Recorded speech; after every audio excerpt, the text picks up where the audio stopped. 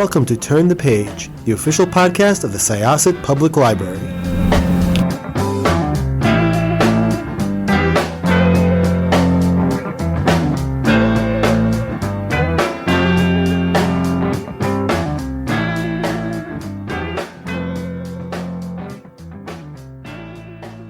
Hi, welcome to Syosset Library's Turn the Page podcast. I am your host, Jessica, and I am delighted to invite my guest today, the author Sameer Pandya, about his book, Our Beautiful Boys, which got me by the title because I am the mom of twin boys who are about to turn 10 a week.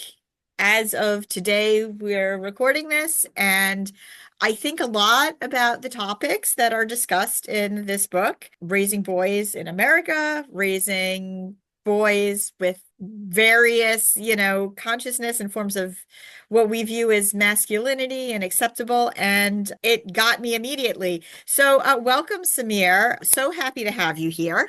Jessica, thank you so much for having me. I'm really looking forward to, chatting all things boys, masculinity, novels, everything in between. Really looking forward to this. I want to make sure, though, that the audience knows this is a fiction book. This is not, we're not going to talk the psychology of boys. It is a fiction book. This book, I feel like it transcends genre.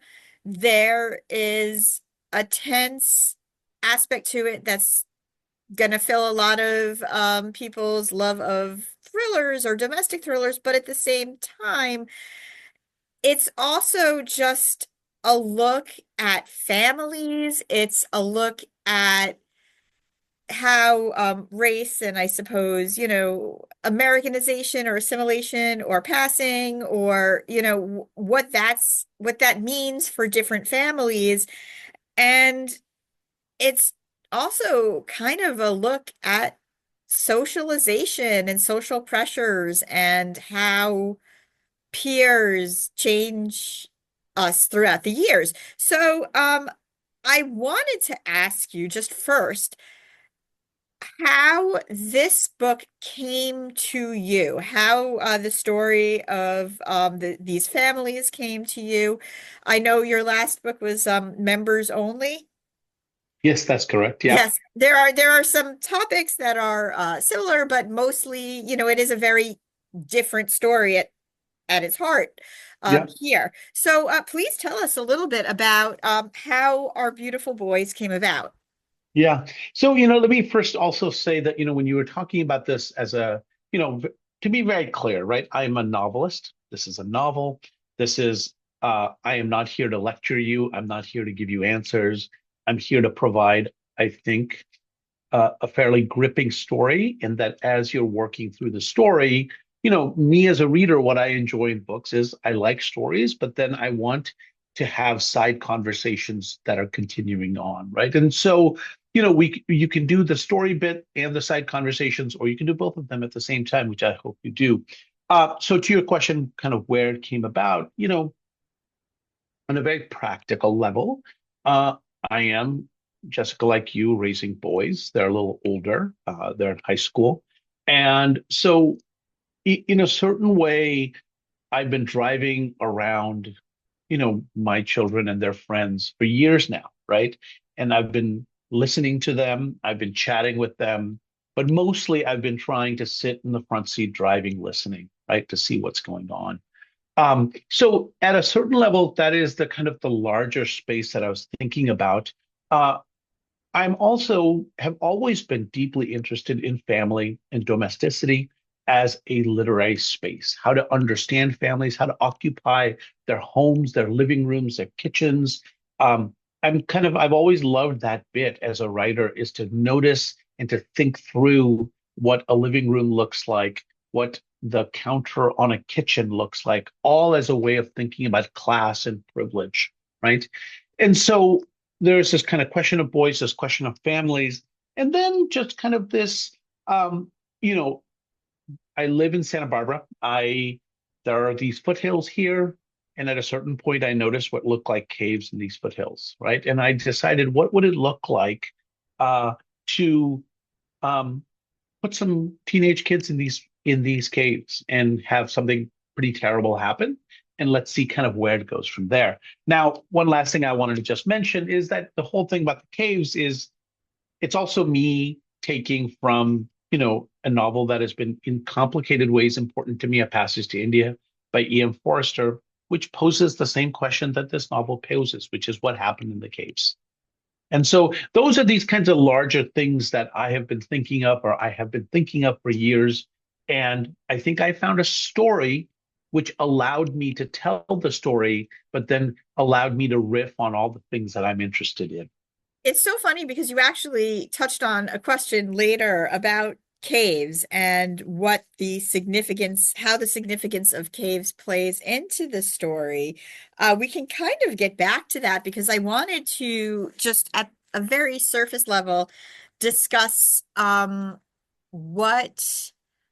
what role in general American football plays in the story because you have three boys. You have Vikram who's coming into it. He's chosen to be a football player, and Mhm.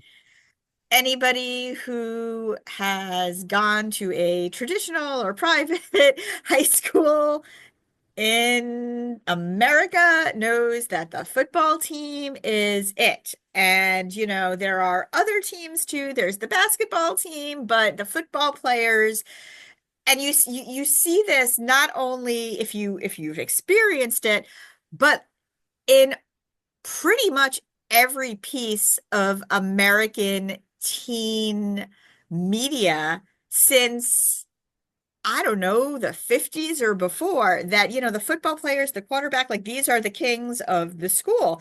Now, between him and Diego and MJ, they all have their different reasons for being there.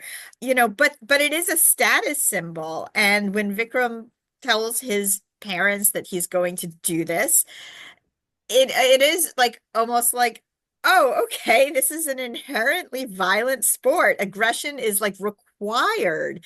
And I feel like just the idea of aggression and, relating to one another through aggression is a thing that plays out within the story. Do your boys play football?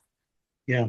No, so to your question, do my boys play football? They do not. My older son did for a very short period of time. Um, the thing is, yes, absolutely, right? I am interested in all of those things that you talked about, right? Which is violence, aggression, the ways in which, you know, if you watch professional football, these are grown men who know the stakes, know the risks, and are getting paid handsomely to play the game, right? But I think, Jessica, as you pointed out, it's also um, sewn into the fabric of the American high school. And one of the kind of right in the beginning of the novel, I say this could have been Eastern, Michigan or East or West Texas, but it is California, right? Part of the point that I was making, and I put dates on it, that across, the last 40, 50 years, this has been a really important thing. Now, given all of that, it just felt to me like football was a particularly delicious metaphor to mess around with and play around with, right? I've always been interested in um, sport as a kind of a way of thinking about American life, right? The narratives that we have around it, which is that the playing field is level, right? That everyone has the same access once you're on the field of play. And one of the kind of lines I've always had in my mind is that, in fact, yes, the field of play is leveled, but the road to get to the field is not, right? And so we have very different experiences. But ultimately, football feels like both a really easy metaphor to talk about all of this, but then also a quite a kind of a particular one, right? The Indian American kid that you mentioned, Vikram Shastri, he wants to play football. He is from a family, and he was born in America. He's a very, very, very much an American kid, but his family is from India. They have a particular relationship to Gandhian nonviolence. And so what was fun for me was to think about what happens when this kid who's grown up with narratives around masculine, the way to decouple masculinity and violence, what happens if he says, hey, I want to play football? And hey, I really like how I feel when I level an opponent. And so that's kind of what I was trying to think of with using football as a, and then sorry, and the one last thing is that, when you put a sport into a novel and you have games, it's its own natural kind of narrative, right? You want to know who wins and who loses, who gets hurt and who doesn't get hurt. And so whenever I feel like a narrative is going to lag, a game does this great job of allowing all of that to occur. So for like Diego, for instance, football is also something that's like it's aside from the fact that football in general is like social and popularity currency in high schools. For Diego, there's, another reason behind it. It could help him get into a college. Scholarships, are big. You're not really being paid in like money to be a high school football player, but if you are good enough and you could get a football scholarship. And I thought that it was just interesting kind of looking at the three kids and their relationships to their parents, because you have that relationship. Diego's mom, I believe, is single mom. And then you have MJ, who is from the privileged family and like the epitome of what one would consider a privileged family. And again, like those houses are caves in themselves, right? Mm. Yeah, between the three families, did they all kind of grow organically in your mind as you were writing the story? Mhm. Yeah, no. So let me kind of briefly talk about Diego and kind of football and the other two boys, right? Which is, so yes, MJ, who is from a very well-off, white, wealthy family, he has kind of signed a letter of intent to go play at Yale, which does not have, because it is an Ivy, does not have traditional scholarships, right? His parents can or can, I mean, obviously the parents can afford to send him there, right? Um, Vikram takes on football partly because, as he says, uh, that it can help with his college applications, right? The irony of an Indian American kid that plays golf and football together. Now with Diego, yes, absolutely. Veronica Cruz, his mother, is a single mother. She's also an incredibly successful academic. She's a historian of Latin America at UCLA, has published a ton, lives in a beautiful house. And so, in a way, partly it is a question of whether Diego is going to get a scholarship or not. I don't think they are dependent upon it in the sense that I think part of the point that I was trying to make is all three of these families are financially well off, right? I think what I was more interested in was this idea that Veronica, as this really bright, smart academic, knows that football is a problem as a sport, as a social idea, and yet loves it and loves being in the field, on the stadium, in the stands when her son is breaking out, right? And kind of running to do all of this. So that's kind of the one kind of bigger question, kind of thought I had. But in terms of the families, I certainly didn't sit down and think, okay, I need a Latino family, a white family, and an Indian American family, right? I think what came out more organically was I thought about Vikram and this photograph and this photograph of Gandhi that is a family heirloom. And that family began to take shape. I had this vision of Veronica Cruz, this kind of reading a review of her new book in the New York Review of Books. And then I had this vision of MJ walking around without his shoes on. And in some ways, it's hard to remember the origins of each of these families, but where they do begin are these specific character kind of nuances. And from there, as a writer, as I'm drafting and redrafting, and this is where I want to say very clearly, I am a writer that just writes draft after draft after draft, is because that's how I find the layers, how I think, oh, this is who Veronica is. Okay, Shirley is this. Shirley went to college here. This is the painting in her bedroom wall, all of these kinds of things. So that's kind of how these three families formed. And ultimately, they became useful, right? Because I moved from one point of view to another. And in a novel that is about the slipperiness of truth, having multiple points of view is, I think, a really important craft decision one has to make. So the real like event at the crux of the story, or at least, when we talk about the cave, is that Stanley, who is one of their classmates, becomes injured after being in a cave with the three boys. They all have a Mhm. history with them. And you do kind of have like you're getting different pieces together, between the three families. And I found just the whole like piecing together all of that just really compelling. You mentioned you're a heavy drafter. Were you aware of what happened in that cave before you finished the book?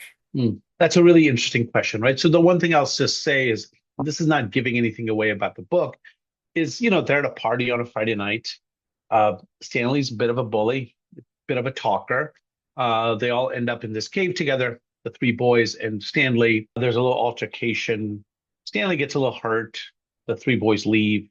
45 minutes later, Stanley comes down from the cave, really badly hurt, saying that one of these three kids came back and beat him up, right? And so that was the idea that I had, right? I think as I was drafting it, I didn't really know if one of them came back or who of them came back, right?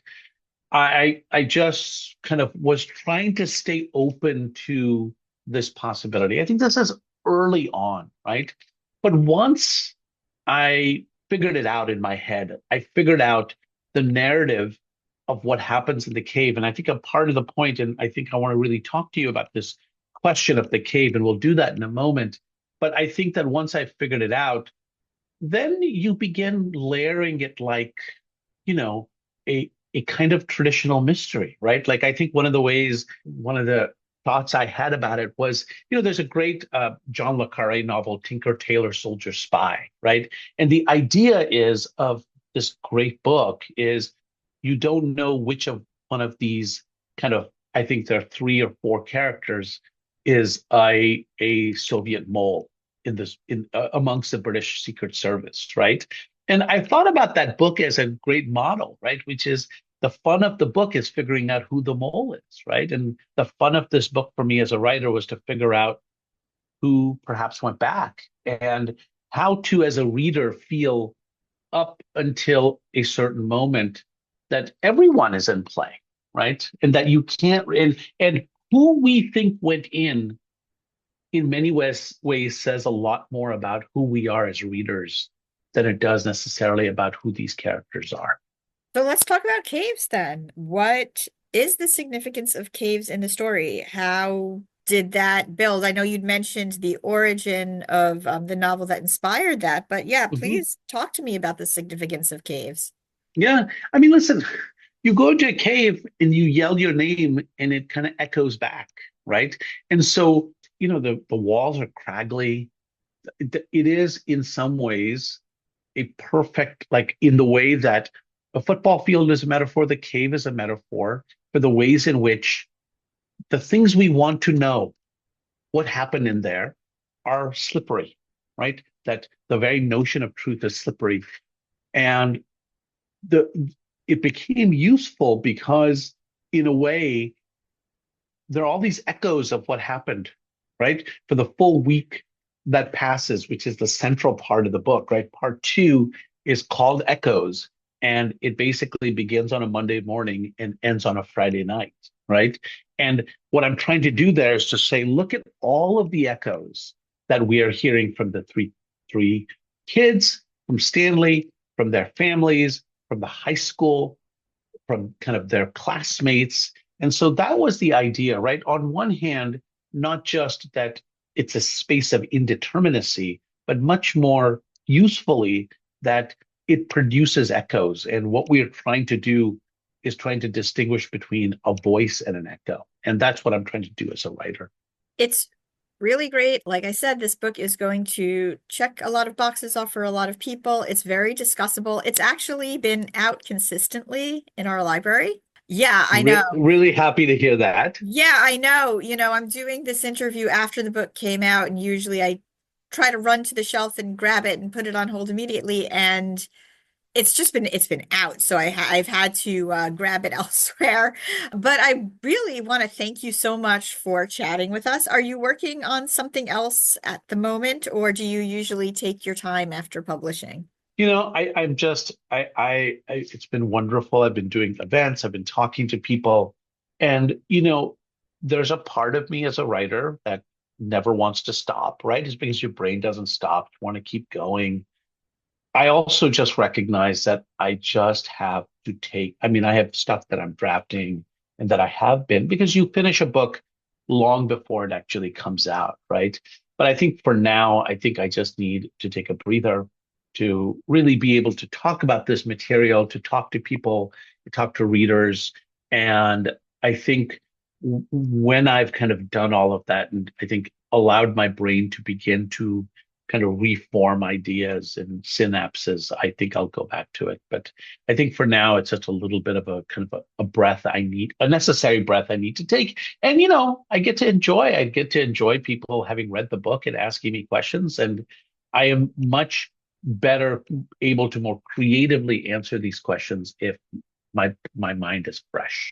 You're a professor, correct? Correct. Yeah. That's amazing. So do your students ever ask you about your books?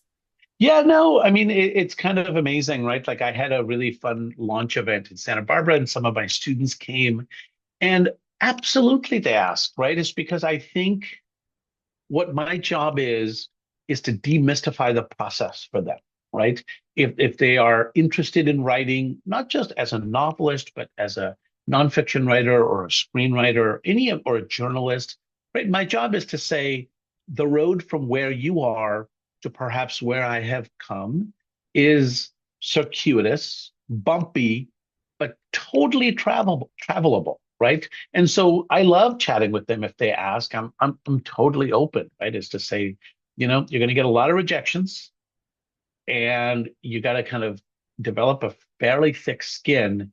But if it's a thing you want to do, it is certainly a worthwhile thing. Thank you so much. Everybody, check out Our Beautiful Boys. Like I mentioned, you might want to put it on hold because it is out consistently at Syosset Public Library, maybe even in your own libraries, or you can head to your favorite bookstore and grab it. We still love bookstores, us libraries. I think bookstores are great as well.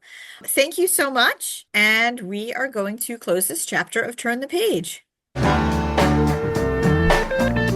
It's time to close this chapter of Turn the Page. Join us for the next episode.